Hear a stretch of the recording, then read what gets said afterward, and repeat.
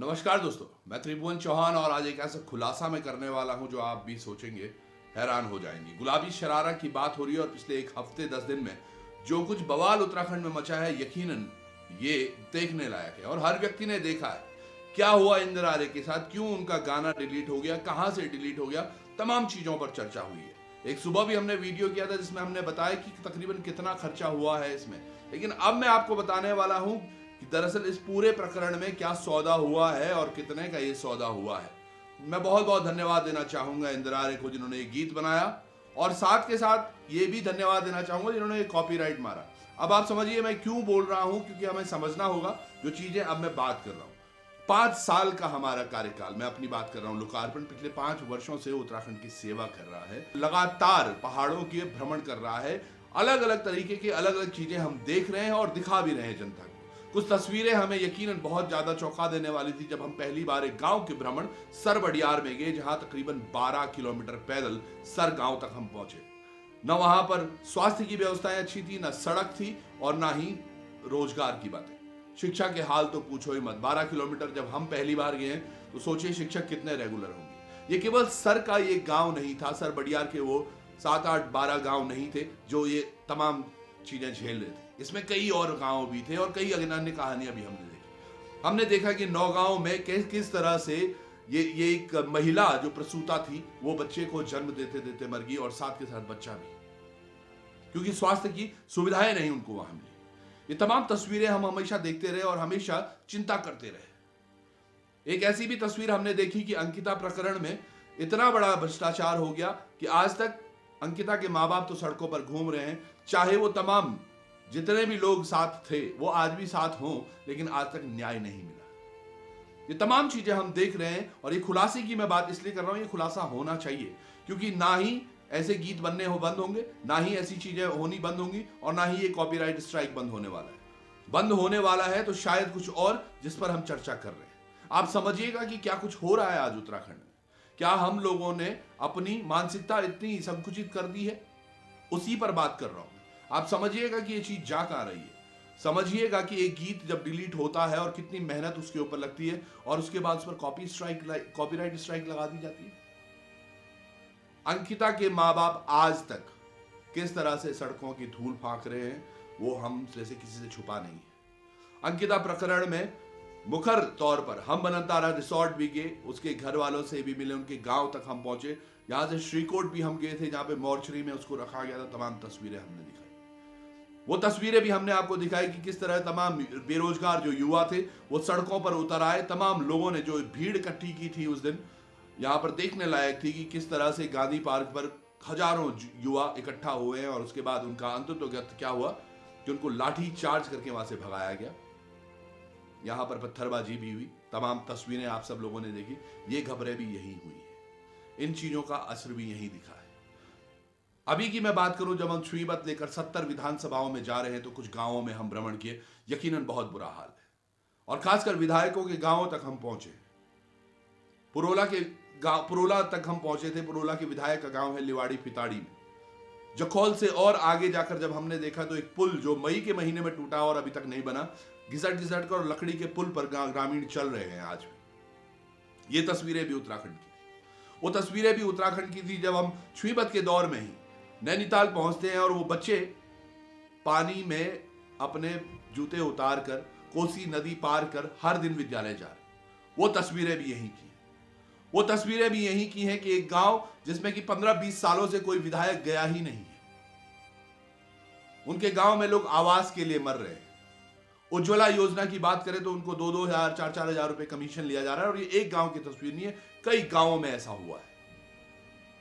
ये भी हमने आपको दिखाया और आप सब लोगों ने देखा क्या कुछ हो रहा है। इन तमाम खुलासों के बाद बात कर रहा हूं मैं। ये खुलासे जो हो रहे हैं इनके बारे में बात होनी बहुत आवश्यक है। आप समझिएगा किस तरह से हल्द्वानी का प्रकरण हमने देखा कि वहां पर अवैध को जब तोड़ने गए तो क्या कुछ हुआ। ऐसे ही अवैध कॉलोनीज या फिर जो अवैध कंस्ट्रक्शन के नाम पर चोपता में, कद्दूखाल में, तमाम अन्य जगह हमारे ग्रामीणों की भी दुकानें भी तोड़ी गई। वो तस्वीरें भी हमने दिखाई। किस तरह से माताएं बहनें सड़कों पर थी, वो तस्वीरें भी हमने दिखाई। इन तमाम चीजों को रोकने के लिए जो पुलिस बल हमेशा तैनात रहता है, हमने 4600 ग्रेड पेपर पुलिस प्रशासन के वो तमाम महिलाएं जब यहां पहुंची थी, उनके परिवारजन पहुंचे थे, कितना कष्ट होता हुआ पुलिस को, उन्होंने उनको भी रोका क्योंकि 4600 ग्रेड पेपर कहानी नहीं हो पा रही थी।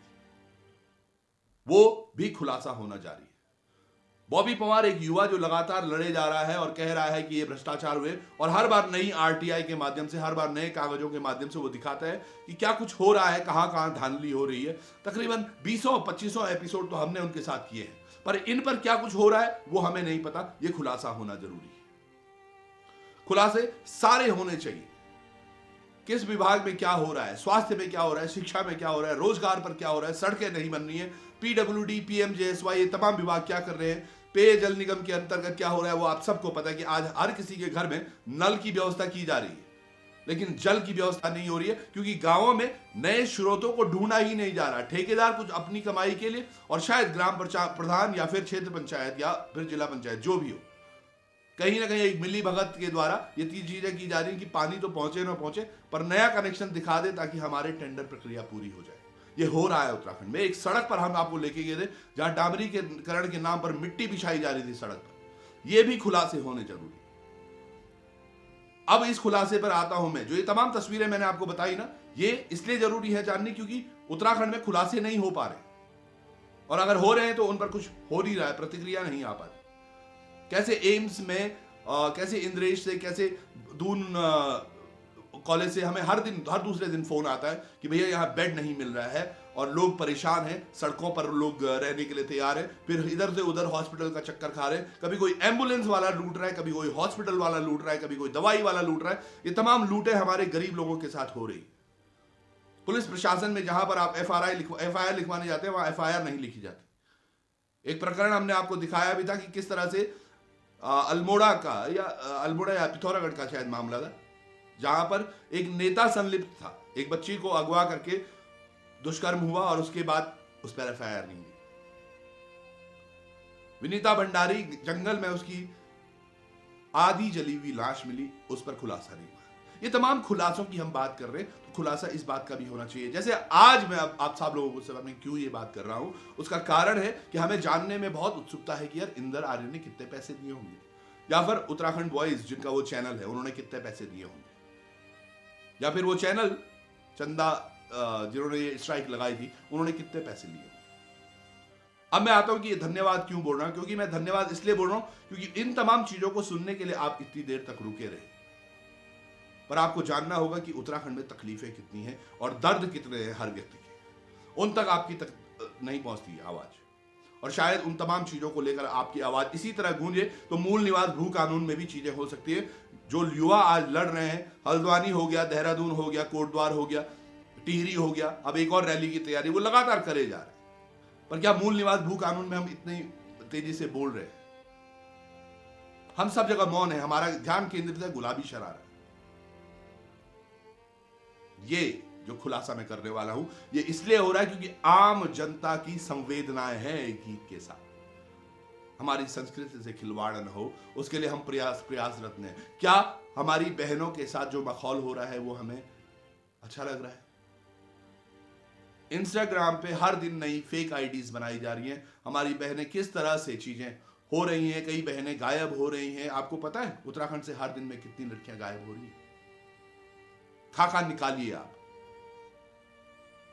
एक बच्ची जो 14 साल की थी, नाम नहीं मैं लूंगा, उसके लिए हम यहां से कोटद्वार गए थे, कोटद्वार से भी आगे उनका गांव था, दुगड्डा से भी ऊपर। वो बच्ची 18-19 दिन में एक वीडियो के माध्यम से शायद वो वापस आई उसने, क्योंकि इंस्टाग्राम पे उसको किसी ने फंसा दिया था। और ऐसे कई जालसाजी का केस प्रकरण चल रहे हैं। ये खुलासे होने जरूरी हैं, इसलिए हम प्रयासरत हैं। हम कोशिश करते हैं कि हर गांव तक, हर विधानसभा तक पहुंचे, आम जनता की जो दिक्कतें हैं उन तक पहुंचे और उनका निवारण हो। ये हमारा मानना है, निवारण होना आवश्यक है। खबरें तो हो ही नहीं है, पर निवारण क्या हो रहा है वो महत्वपूर्ण है, और उसके लिए शायद कुछ इस तरह की पहल की आवश्यकता है जो आज आप लोग पिछले 10 दिन से दिखा रहे हैं। ये है खुलासा कि हम सब लोगों को वाकई एक साथ होना पड़ेगा, चाहे वो सोशल मीडिया का प्लेटफॉर्म होगा या कुछ और भी, ताकि जिसके लिए 2024 चल रहा है, ये 24 वर्ष का उत्तराखंड, जिसके लिए हमने अपने हक हकूकों के लिए उत्तराखंड लड़ा था, मांगा था, जीता था, वो आज यहां नहीं है। क्या आप सब लोग खुश हैं कि हमारे यहां पर रोजगार है, शिक्षा है, स्वास्थ्य है? नहीं है, इस बारे में सोचिए। खुलासे और भी होते रहेंगे। ये महज एक इत्तेफाक था कि गुलाबी शरारा आज टकराया। मैं कह नहीं रहा हूं कि बहुत बहुत धन्यवाद इंदिर आर्य का, जिन्होंने ये गीत बनाया, और साथ के साथ उनका भी, जिन्होंने कॉपीराइट स्ट्राइक कम से कम उत्तराखंड एक तो दिख रहा है। एक हर मुद्दे पर होना पड़ेगा, मूल निवास भू कानून पर होना पड़ेगा, शिक्षा पर होना पड़ेगा, स्वास्थ्य पर होना पड़ेगा। हमारी माताएं बहनें सड़क पर अपना दम न तोड़े उन एम्बुलेंसों में जो कि कॉल करने के 2-2 4-4 घंटे बाद आती है। उन अस्पतालों में न जाएं जहां पर रेफर सेंटर बने हुए हैं, वहां जहां की टीटी का इंजेक्शन तक नहीं है। वो बच्चे स्कूल जब पहुंचे तो वहां पर उनको शिक्षक मिले। उन तमाम चीजों के बारे में हम सब लोगों ने अगर आज नहीं चिताया तो यकीन बहुत लेट हो जाएगा। Do it before it gets too late, please. बहुत बहुत धन्यवाद आप सब लोगों का। नमस्कार। अगर करियर में सक्सेस आपका मिशन है तो उसके लिए हमारे पास एक क्लियर विजन है। CIMS combined PG institute of medical science and research 22 सालों के एक्सपीरियंस के साथ master in physiotherapy, master of public health, master of hospital administration, MSc in medical lab technology, MSc microbiology and MSc biochemistry courses available. CIMS Dehradun affiliated to HNB Uttarakhand Medical University and Shri Dev Suman Uttarakhand University. For admissions call 90124 9006.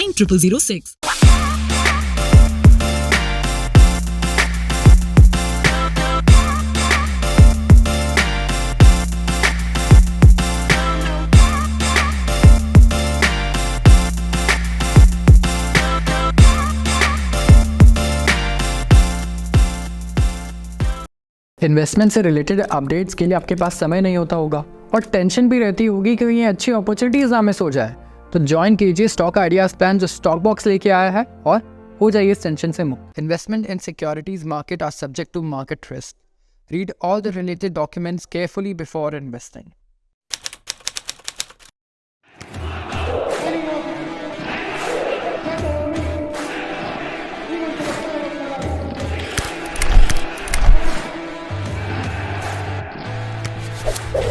We don't have any other branch. हमारी कोई अन्य शाखा नहीं है, नकालों से सावधान।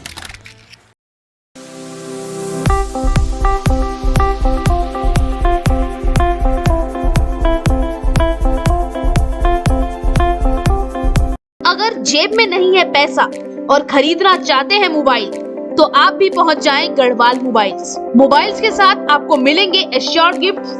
भरोसे का हाथ गढ़वाल मोबाइल्स। आप भी अभी फोन करें और नीचे दिए गए नंबर पर अपना पसंदीदा फोन ऑर्डर करें।